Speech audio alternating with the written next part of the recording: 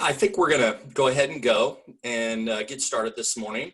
My name is Tim McKee. I'm the CEO of the Olathe Chamber of Commerce, and I'd like to welcome you today to our Friday call.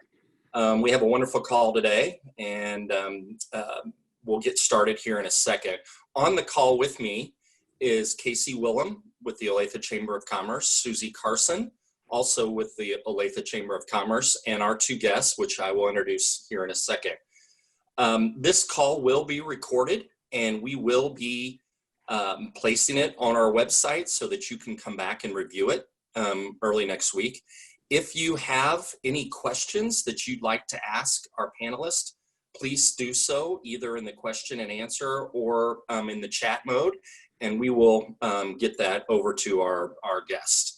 Well, this morning, we have a wonderful sponsor of our call this morning with Olsson Associates. Olsson is an engineering firm that has been a member for quite some time, and with Olsson is Mark Johnson, their business development leader. And I'd like Mark to introduce our speaker, but also tell us a little bit about Olsson. Mark? Good morning, everyone. Thank you for joining us this morning, wherever you may be in Kansas City or beyond. Olsson is excited to be sponsoring this great event.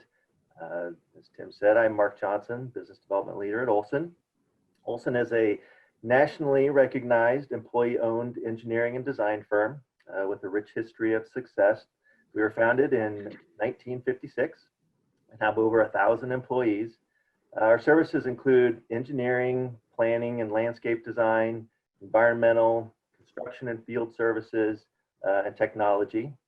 We like to say that we do basically everything involved in the design of a building except the architecture itself. So we have offices across the Midwest, including Denver, Dallas, and Phoenix. And we have 4 offices here locally in Kansas City, including our Olathe office, which houses our environmental and construction field services. I want to just congratulate Tim and his team for this successful meeting series that we're really happy to be a part of, and just congratulate the Chamber for the great things that they're doing for the city of Olathe. The things that continue to happen in the city are a great testament to Tim and the team.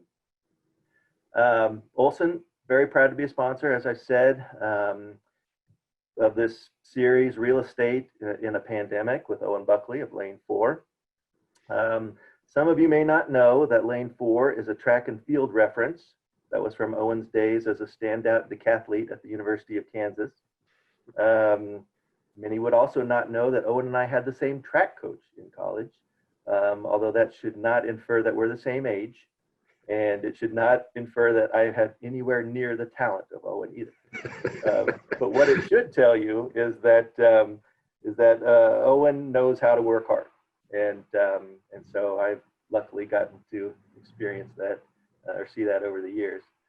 Owen Buckley began his career in 1985 as a retail leasing agent with one of the nation's largest shopping center developers of its time, Leo Eisenberg Company. In 2006, Owen founded Lane 4 Property Group and assembled an experienced group of industry veterans. Lane 4 has quickly emerged as one of the most active commercial real estate companies in the Midwest, with their tenant representations, project leasing, and over $500 million of completed development and acquisition of properties over the past 8 years. Throughout his career, Owen has led in the search and successful procurement of over 9 million square feet in an 8-state region for his tenant representation clients. His clients have included American Stores, Best Buy, Kohl's, Petco, Walmart, and many other regional and national retailers. Additionally, Owen has been involved in the development and redevelopment of many projects throughout the Midwest. Owen continues to thrive in serving retailers and helping them secure successful locations, along with leasing, development, and acquisition of shopping centers and mixed-use developments.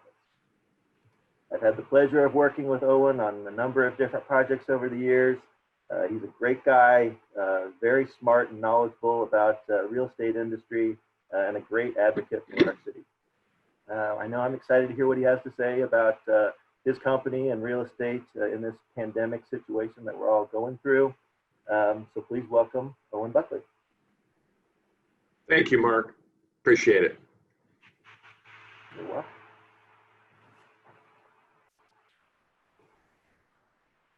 Owen, if you can give us a little bit of information about your company, and then also talk, about retail in general. Why don't and how things are going now.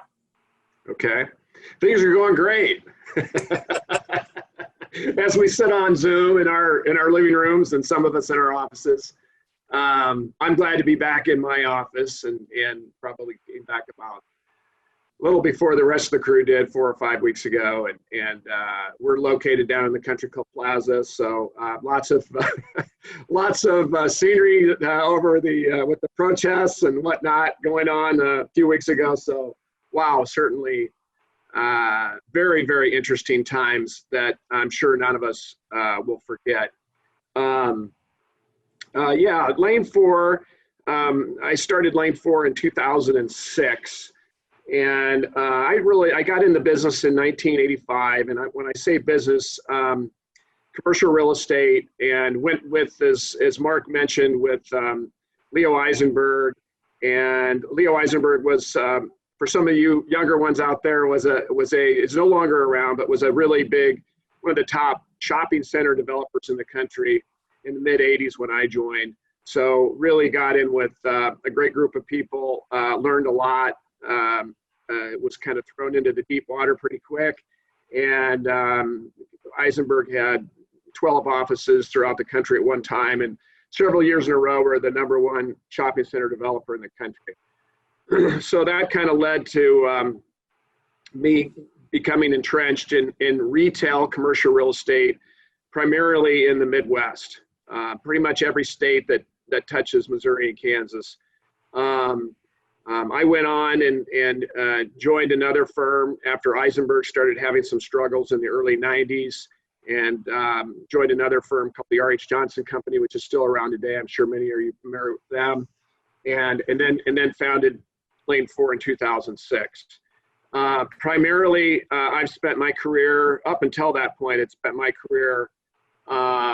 doing what we call tenant rep, and that is, helping retailers find locations, whether it was here in Kansas City or Omaha or Des Moines or Wichita, or in small towns throughout the Midwest. I did a lot of work with Walmart, and really lots of national tenants. So feel like I kind of learned from the best as to what makes a good location different from an excellent location. And so, as they say in the real estate business, location, location, location. One thing led to another, and I slowly drifted from tenant representation personally. Our firm still does a lot of it, to development and redevelopment, starting in the late 90s. So I guess I've been doing the development side for 20 or so years. When we started Lane 4 in 2006, we were on top of the world, kind of like 2019. The economy was going strong. Everything was good. Kohl's, Best Buy, Walmart, Target, you name it. They were all very busy. And that all came to a halt in 2008, which I know sounds odd, but was really fortuitous for our company, because there was a lot of change, and a lot of people were struggling. And so that opened up opportunities for the new guys, and I think was actually a good thing for Lane 4. We also started setting our eyes on other product type, mixed use projects, hospitality. Eventually we drifted into multifamily, and we do a little office. Currently we're doing independent living. But we're still primarily, or at least I personally, spend most of my time in the retail arena. But that's changing a little bit every day. And retail's changing, and I'm sure we'll get to that in a little bit. Early on, Lane 4 had the opportunity and pleasure of helping our Kansas City MLS soccer team, Sporting. We helped them find a location, procure the ground, help them with the entitlements and the zoning. So that really opened up my eyes to how many different things that we could drift into and become better at. So that's where we are today. We have about 25 people. We have one office in Kansas City. We have partner offices, a group called X Team, that are in about 42, maybe 45 locations throughout the United States and Canada. Their office is very similar to Lane 4. So we have a far reach, and really we found that to be really beneficial in collaborating with our partners across the country and helping our customers and clients. So, Owen, you've been in the downturn in '08. What's the difference in your mind in regard to that downturn versus the pandemic and what's going on right now? And what do you see as the difference? And then how do you see us exiting this similar to that? Well, that's a really interesting question. From our perspective, we have lots of smaller local tenants, and during the '08 and '09, we were a little, recession. We were worried that lots of them would not make it, and it was very, very interesting to see that they did make it for the most part. Some of them didn't, but we had a group of 3 shopping centers that we owned that had about 100 tenants. And I would say probably 80% of them were local, and only one of them didn't get through the '08, '09 crisis. And I think we attribute that to a lot of these local retailers and businesses. That's their life. That's what they do. If they can't get through that, they don't know what else they're going to do. And so they give it their all. They kind of remind me of the American farmer. Lots of the farmers, that's just what their family does and has done for generation, and that's what they're going to continue doing. And you kind of see that with retail a little bit too. So the difference though between then and now is that in '08 or '09 they could remain open, and they could, they didn't have to worry about capacity and people standing outside their store until they, waiting to go in because if there was a social distancing going on. So that's really put a lot of stress on a lot of retailers out there. That'll be really tough. Also, I think there were some fundamentally, economically fundamental challenges with our economy at that time. And not that we don't have some going into this, but I think, and many had predicted that, early 2019 that, hey, look, this can't continue. We've had 10 and a half years of expansion. We're going to have a recession sometime. Nobody, of course, knew when. But this COVID-19 obviously has just accelerated that phenomena.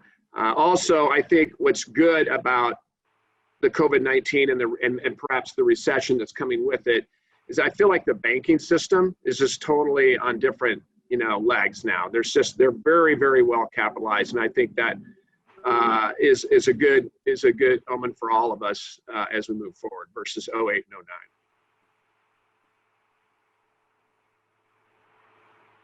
Hey, Owen, this is Casey. The pandemic, it's been so impactful to small businesses, regardless of the industry. How has COVID-19 affected small business retailers? Whether you're talking about rental payments, leasing activity, renewals, evictions, from your perspective, from an owner's perspective. Mm-hmm. It's been challenging.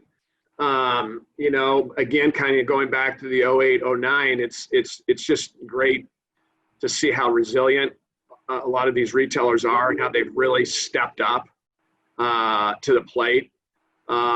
Particularly the locals, it's just, it's really encouraging to see how they dig in and they fight and they're going to get through it. Certainly the government's PPP program was really, really helpful to a lot of these small businesses in a big way, particularly because we were locked down and so many of them, the hair salons, the fitness, obviously the restaurants were for the most part closed down, with the exception of the takeout. But it's tough. It's tough when your sales drop, depending on your use, some of the fast foods have actually only dropped 5 or 10 or stayed the same. I actually find myself, when I'm Hungary, I kind of, when I'm out and about doing business, I think, gee, I'm just going to go through this drive-through. It's just easy. So I think they're really faring pretty well. Some of the restaurants that are strictly sit down, particularly those that don't have opportunity for outdoor seating, are probably seeing a big hit to their business. But the ones that do have outdoor seating are probably seeing a much less of impact. But when you start limiting, how many people can eat at your restaurant to 50% or whatever, of course that's going to have an impact. But we've done some things at our centers where we've just said to the restaurants in particular, but even our fitness people, feel free to move your business outside of your walls. If you need us to take 2 or 3 parking spaces and turn them into outdoor eating or areas where you lay down mats and whatnot and you do yoga classes or whatever, we are all about that. So that part of it's been kind of fun. We've tried to get creative with outdoor music and other things where people can come and social distance, but still enjoy some sort of normalcy. Great. Yeah, it's a resilient business that is just so important, regardless of the industry. So along those same lines, let's talk a little bit about the national retailers. You have all of these long-standing companies like Pier 1 and J. Crew and JCPenney's, GNC, that have recently filed for some form of bankruptcy protection. Is this a product of the virus, or is this just something that was inevitable for so many of these big box retailers and just national retailers? Yeah, that's a great question, Casey. I think there's a little misconception out there that maybe COVID-19 has caused the demise of some of these retailers. And I think to your point, much of this was inevitable. It's coming slowly. Think Sears. How long have we been talking about Sears? We've been talking about JCPenney's for a long time. So a lot of these bankruptcies we're seeing right now, COVID certainly expedited their demise, I believe. And the retail industry in general, certainly for the last 5 to 10 years, has been under surge by the online, e-commerce, and what we're seeing is that the retailers that are the brick and mortar retailers that are adopting an online presence, omni-channel, if you will, marketing, are the ones that are able to survive the best. So I think a lot of these retails, retail's always been tough. It's always changing, always has, and you constantly have to reinvent yourself. And if these retailers are failing to reinvent themselves or failing to keep up with the fact that people are all about convenience and experience, then they're probably in for some trouble, some challenging times ahead. So Owen, did this fast forward that a little bit?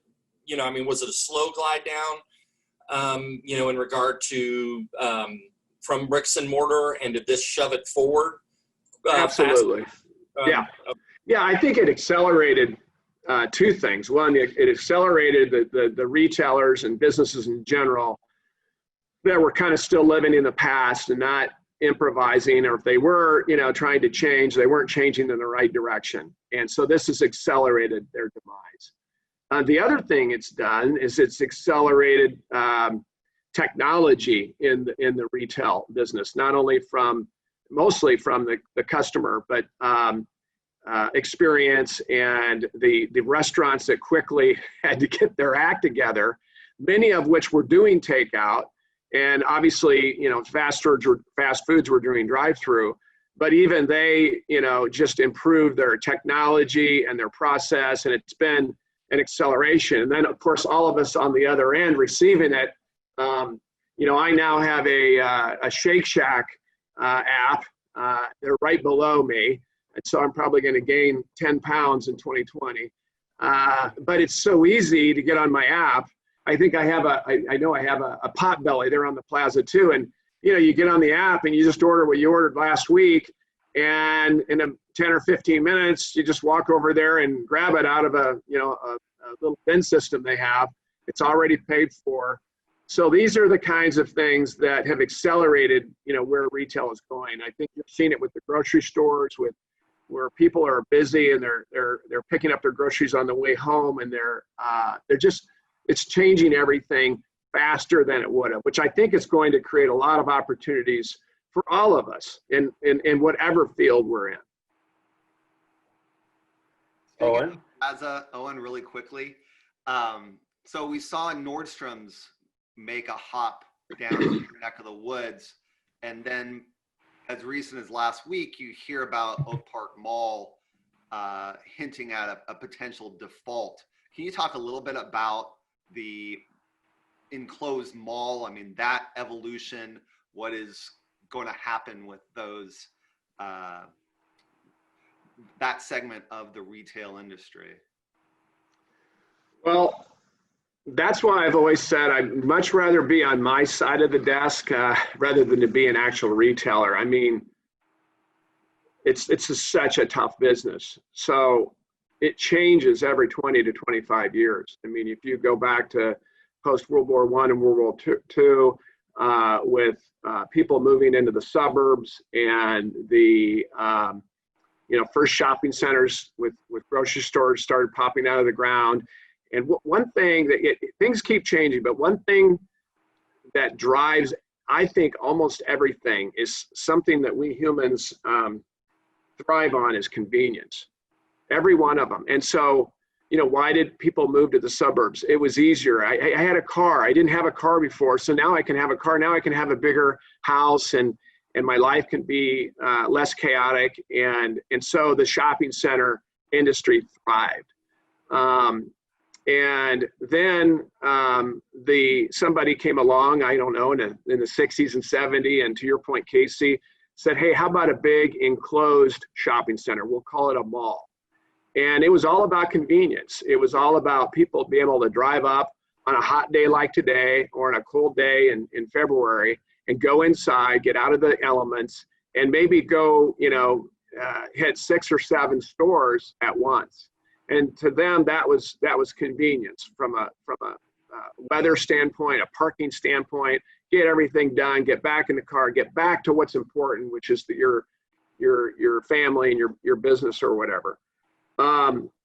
But then that started moving into even more convenience, where people could pull up and right in front of the store, and we saw the invention of the power center, which is very discount oriented, which also I won't go into it, but probably had a lot to do with the middle class and economically and what's happening, how discount and pricing became a much bigger factor, and that became more important to them.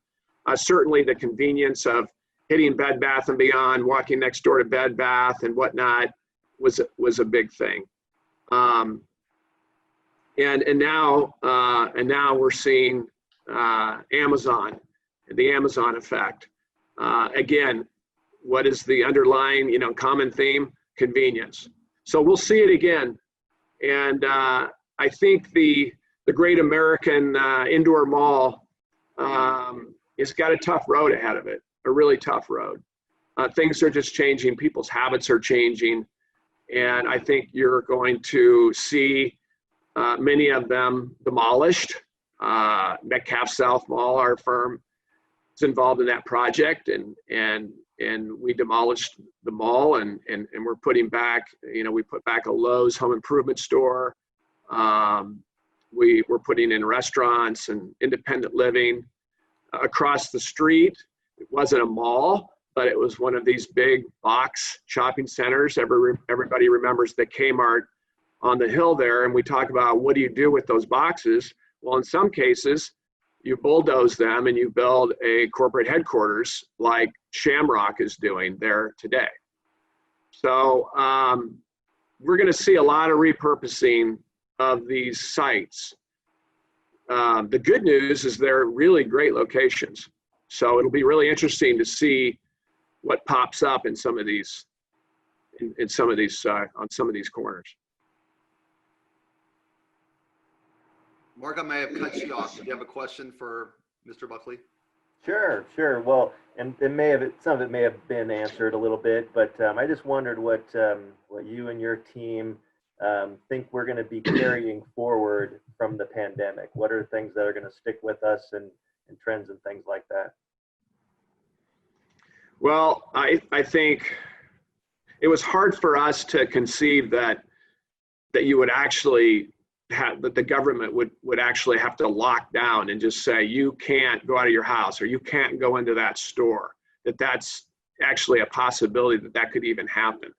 And I think the pandemic is going to live with us for a long time.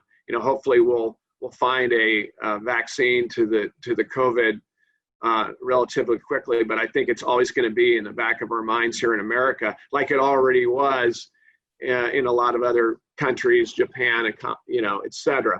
I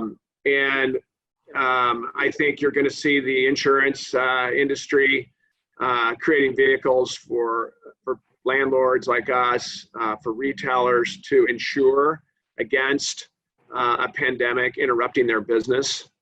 I think we're going to start relying more and more on technology, just like we are right now. We can't all meet, so we've gotten really creative with Zoom and things like that. You got to wonder if how it will affect the office market. I have some thoughts on that, but I think generally offices will still be very important. It's very important to have your group together to motivate them and whatnot, but certainly it's going to change how different businesses use their office space. So yeah, I think all those things will be things that we'll be thinking about as we prepare for the new future, the new normal, as they like to say. Okay.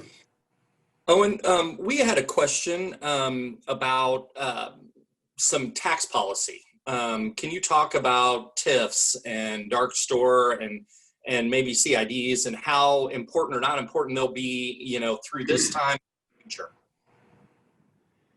Well, that's a really big question.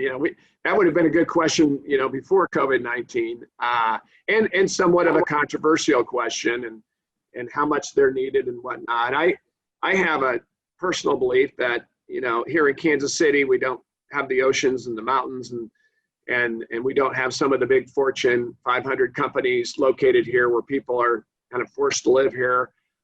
So I think we've got to help our infrastructure along with incentives.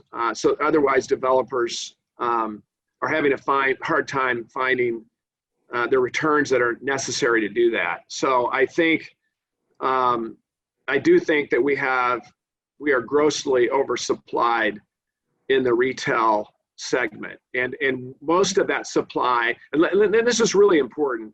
Let me differentiate, and since this is an Olathe, our firm, I work with the city of Olathe on the Santa Fe Shopping Center. So that's the shopping center that Planet Fitness just moved into. For you old timers, where Schnucks used to be back in the day and whatnot.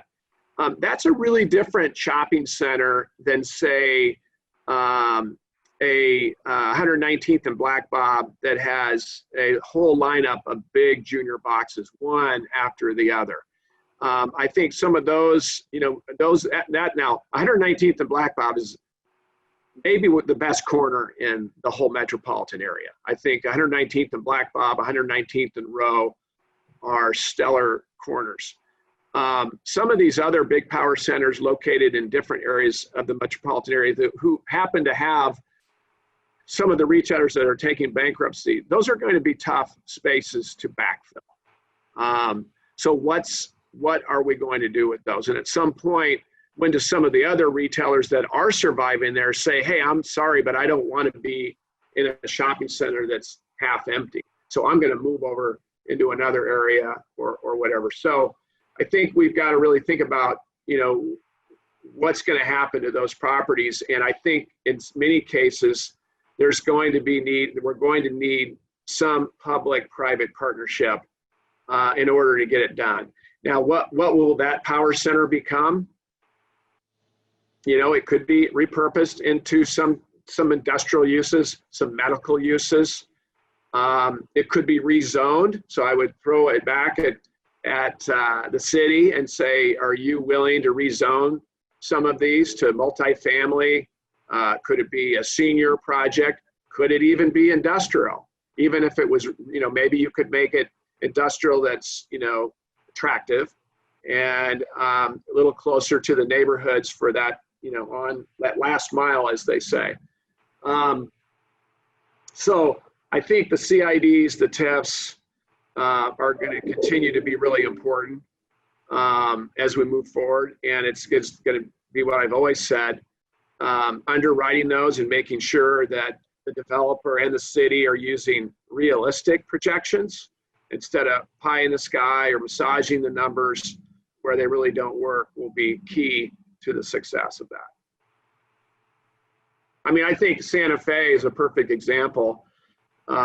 We worked with the city of Olathe and we're able to put together a CID there with a 1% sales tax. And we went from 60% occupancy to, I think we're 94% occupied today. And it's an attractive center now. We've added a lot of landscaping and, changed the facade. I think that's really important to the public. I think they want to pull up into their neighborhood shopping center and feel good about where they live and that they're shopping, even if it's to, get a quick sandwich or get their nails done or whatever, that they're shopping in an attractive, clean, and safe environment. Owen, let me ask you a question on that. And it is great, that center, and actually Casey and I will attest, we went after you all, to fix up that center. And not that you weren't already looking at it or evaluated it, but would that have happened but for that incentive? I think that's the misnomer that a lot of people have, that that would have happened anyway. And I would say nothing had happened up until, we did, offer that incentive to you. But can you talk about that a little bit? Yeah, that's a really great question. And I would say, look, the shopping center was 60% occupied. That's not good. And now it's as I mentioned, around 90 to 95%. I think that was really key in our ability to attract tenants. I remember being in cars with retailers and looking at 119th and Black Bob 5 years ago, and then driving over to 135th and Santa Fe, before we did any of the improvements, and it was just, no, thank you. I mean, it was really quick. And I would argue that they are very comparable corners. They have their different pluses and minuses, and that some of the restaurants that went to 119th and Black Bob may have been better served going to 135th and Santa Fe. But at the time, they looked at it was pretty downtrodden, and they just didn't see a future there, so they moved on. But that's changed, and no, the answer to this question is we would not have proceeded because there were too many things that we needed to fix that hadn't been fixed by the previous owners for the previous 30 years. So that was a true successful public-private partnership, and what we all hope is that it spreads, right? That now other people start doing it and see that it is a good location with great traffic counts and demographics and a half a mile from I-35 in a district that has great schools and Mid-American Nazarene right down the street. I can go on and on. That should thrive. You mentioned rooftops earlier, Owen. What's the impact to the residential when you have a developer like yourself come in and redevelop, modernize an aging retail center? Well, again, it goes back to that pride of ownership and where people want to live. And when you're out looking for a house with you and your spouse or whatever, you're not only looking for the right neighborhood and schools, but you quickly move to, okay, where are we going to do our shopping? Where am I going to get my haircut? Where am I going to go pick up groceries? What drugstore am I going to go to at 2 a.m. when Johnny needs cough medicine or whatever? So you start really looking quickly at where you're going to be spending a lot of your time. And I think it's really important that these neighborhood centers, and not to get off subject too much here, but a neighborhood shopping center that primarily it's retail, but it's services like hair salons and restaurants and nail salons and fitness, and maybe your State Farm insurance person, your dentist. You know, that's a lot different than shoe stores and dress shops and Bed Bath and Beyonds. That's a whole different thing. We like to call it that those services are somewhat internet proof that you can't get your hair cut on the internet. So I think these neighborhood centers are really key. And I think as people move into these neighborhoods, they want to feel really good about where they live, their shopping center that is their kind of quote go-to shopping center.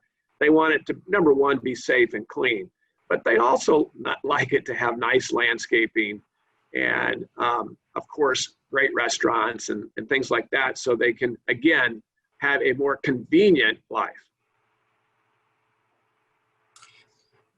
Owen, I have back to kind of where we are now.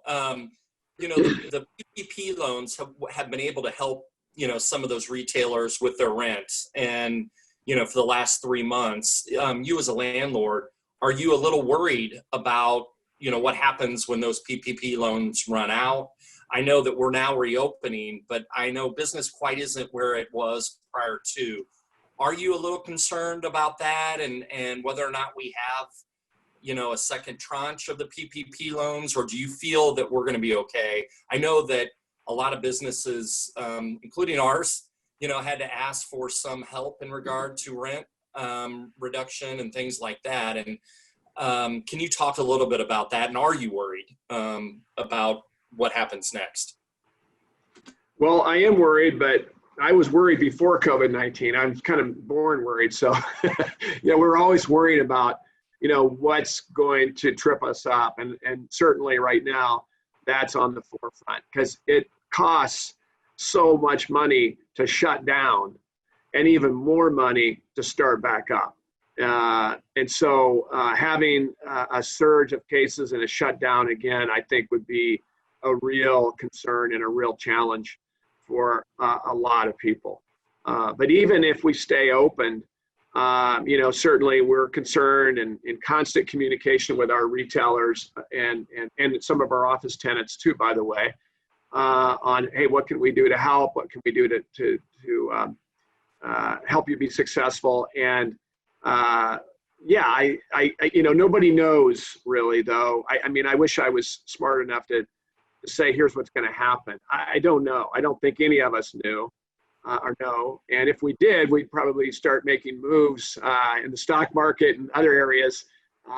But, you listen to some of the smartest people on the planet, Charlie Munger, Sam Zell, you kind of go to them and like, they've been around a long time, they've seen it all, and they say, I don't know. We don't know. And that's what you're seeing right now in our economy and in our business is people don't know, so they're pushing the pause button and they're waiting and they're waiting and they're waiting. And it's frustrating.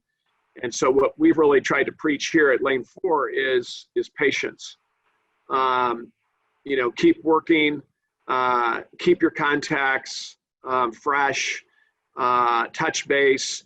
And now's the time to help people and be patient. Don't try to go buy something or sell something just to create some business. Be patient. But I don't think we know. I think 2020 is going to be it's going to go down in the record books as not a great year. I have no idea whether this is going to be a V-shaped recovery or a U-shaped or a Nike swoosh shape or whatever recovery. But I think we'll start seeing the picture, a little bit better, clearer picture in early 2021. That's my opinion, but take it for what it's worth. Oh, and I have a quick question. with all your experience, I'm sure that you've watched consumer buying patterns in the last 20 years. So we saw it trending towards the e-commerce. Then we see that, okay, now we want the experience, right? And we can't go into stores. What do you think the mindset has that changed with now people are doing the e-commerce to feel safe, but yet they want that experience. And now they see what will happen if their store does shut down. Do you think the mindset might change a little bit? I think it will. I do think things will. I mean, I think they will get back to normal. It's just a question of when. And then does that mean that we'll never have a pandemic again, or at least not for another 50 or 100 years? No, it doesn't mean that.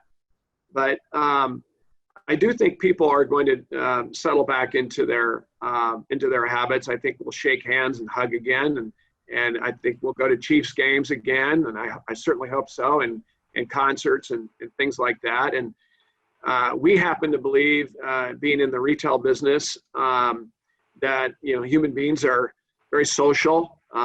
Restaurants have been around forever, and it's where people can celebrate and bond and enjoy and relax.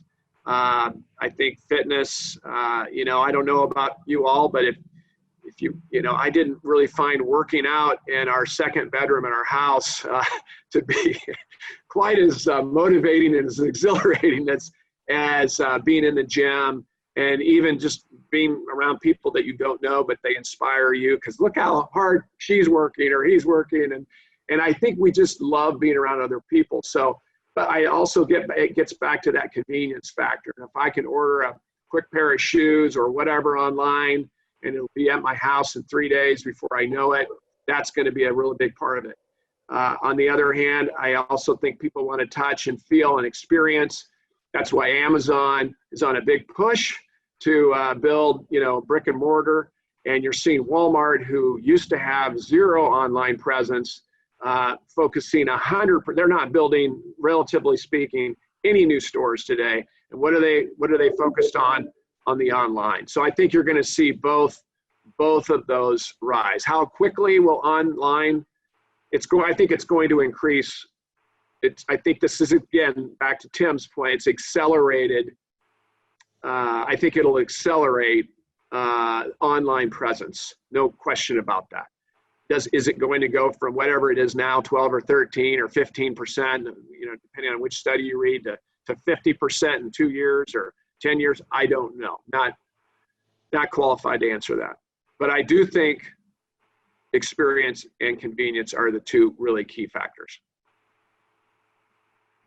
Owen, as more people are working from home as opposed to in the office, how is that going to impact retail? And is that, does that, or are people just going straight to the retailer and coming home? I know that, a lot of retail business or restaurant business was catering and that type of thing to, your local business. And we've heard that from some of our restaurants. But as that trend, and do you see that trend, more and more people working from home or not? Or do you think we'll go back to work? I know you do have office clients that you work with outside of retail. So can you talk a little bit about that and this trend of working at home?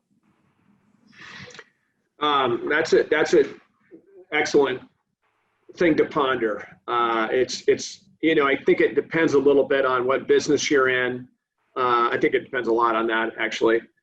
I think, at Lane 4, we've been able to fare pretty well, but from working from home. But the reason is that we all previously knew each other, and we knew each other's positives and negatives and quirks and idiosyncrasies and whatnot. So we were able to hit the ground running doing calls like this, where we had either the whole company on a Zoom call or just 5 or 6 of us talking about a project.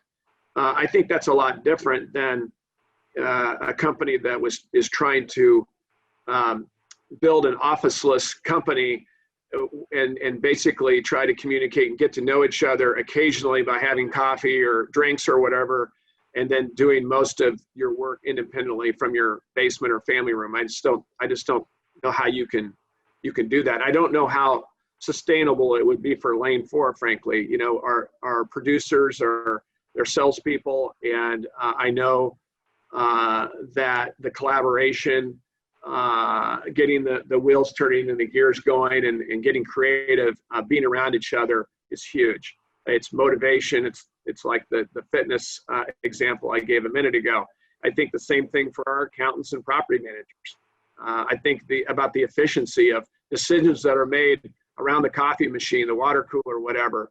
I think we're going to be hard pressed. I'm hard pressed to see that offices still are not going to be a really big part of businesses. And I think there was another part of your question, Tim, at the beginning. No, it was just that how would this people working from home impact, retail, if at all? That was the question. I think you've answered it. Yeah. Oh, and you mentioned a couple great newer retailers earlier on, Potbelly and Shake Shack, two of my absolute favorites. You have Mahomes and Whataburger entering the news. What are some of the other newer and hotter retailers that are thriving in this pandemic, that are likely to launch, throughout the Kansas City market, and hopefully retailers that you can bring into Olathe? Well,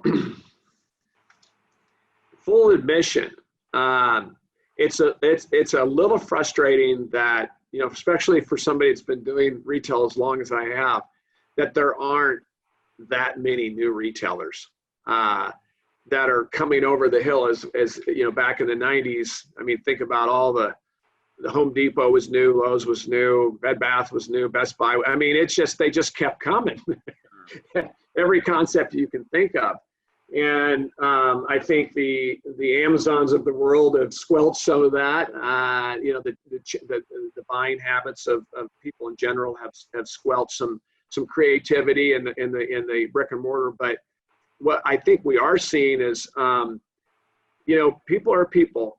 There's a lot of creative entrepreneurial people out there that are going to take advantage of this oversupply that we have in retail right now. It may be that they're going to go in and take a restaurant that didn't make it and take their bones and all the infrastructure in that restaurant and change that to some degree. And it may be that it's a local retailer and not necessarily a Shake Shack or a Potbelly. I think we're seeing some of the locals, Barrio, Fresh Mexican. It's a totally different kind of restaurant. Mexican restaurants, not your run-of-the-mill. They've found a niche. They are also really big on outdoor seating. The Made in KC people, wow, they're doing some really cool stuff right now. So really creative.